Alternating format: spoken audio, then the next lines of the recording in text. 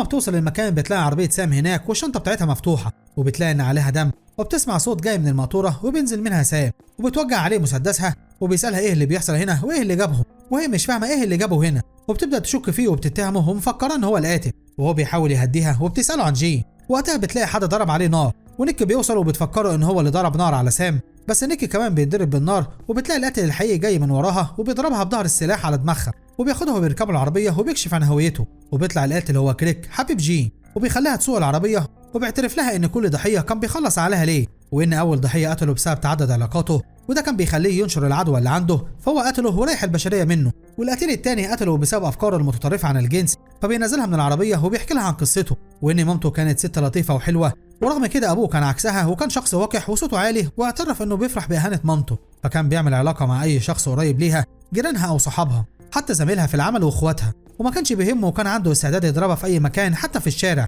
وضربه ليها وكانه كان ضرب راجل في معركة، وكان تاني يوم بيجيب لها جواهر وبيعتذر لها، وماكس بتفهم ان الجواهر دي هي القلادات اللي كان بيسيبها مع كل جثة، وكريج بيكمل لها حكايته، وان في يوم من الايام مامته ودته المدرسة ودخلت على ابوه وضربته بالنار وهو نايم، وماكس بتكون عارفة ان امه في المصحة العقلية، وكريج بعدها بيقومها وبيخليها تفتح الماسورة، وبتلاقي جين جواها ومربوطة، وبيقتلها قدامها ولسه هيقتل ماكس، فماكس بتزقه وبتقتله بسلاحه،